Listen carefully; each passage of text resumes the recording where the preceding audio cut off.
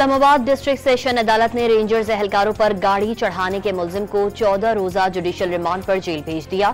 ملزم کے خلاف تھانہ رمنا میں دہشت گردی سمیت دیگر دفعات کے تحت مقدمہ درج ہے۔ گوادر سے مسقط کے لیے پروازوں کا آغاز اگلے سال 10 جنوری سے ہو جائے گا۔ ایئرپورٹ سے 40 لاکھ مسافر سالانہ سفر کر سکیں گے۔ وزیر اعظم کی زیر صدارت نیو گوادر انٹرنیشنل ایئرپورٹ سے متعلق امور پر اہم اجلاس میں بریفنگ۔ گلگت، سندھ اور پنجاب میں خونی حادثات نے 24 افراد کی جان لے لی، 35 زخمی۔ فتح جنگ کے قریب بس الٹنے سے جاں بحق افراد کی تعداد 13 ہو گئی۔ نوشیرو فیروز میں ٹرالر اور وین میں ٹکر سے 7 افراد لقمہ اجل بن گئے۔ گلگت اور وزیر آباد میں بھی 4 افراد حادثات میں جاں بحق۔ اڈیالہ جیل میں توشہ خانہ 2 کیس کی سماعت، کابینہ ڈویژن کے سیکشن آفیسر بنیامین کا بیان ریکارڈ۔ بشرا بی بی کے وکیل ارشد تبریز نے گواہ پر ابتدائی جرح کی، سماعت 2 جنوری تک ملتوی۔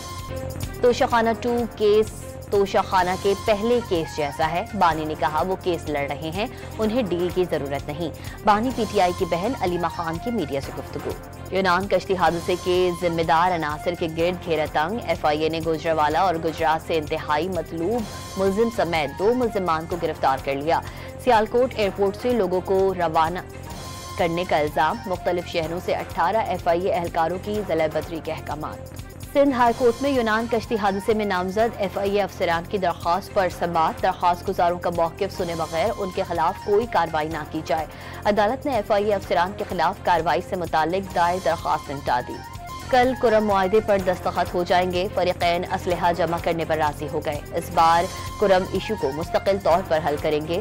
مشیر اطلاق خیبر پختونخوا بیرسٹر سیف کی میڈیا سے گفتگو۔ کرم میں راستوں کی بندش کے خلاف کراچی بھر میں مجلس وحدت المسلمین کے دھرنے جاری، نمائش چرنگی، گلستان جوہر، ملیر، نیشنل ہائی وے، عباس ٹاؤن، عائشہ منزل سمیت دیگر سڑکوں پر احتجاج۔ کمشنر کراچی کی MWM کی قیادت سے ملاقات، احتجاج ختم کرنے کی درخواست۔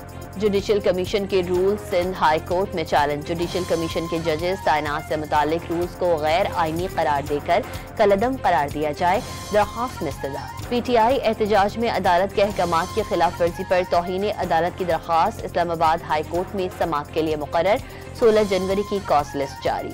ماہانہ ایڈجسٹمنٹ میں بجلی مسلسل 5ویں بار سستی ہونے کا امکان، نیپرا بجلی 63 پیسے فی یونٹ سستی کرنے کی درخواست پر کل سماعت کرے گا، کیا الیکٹرک صارفین پر اطلاق نہیں ہوگا۔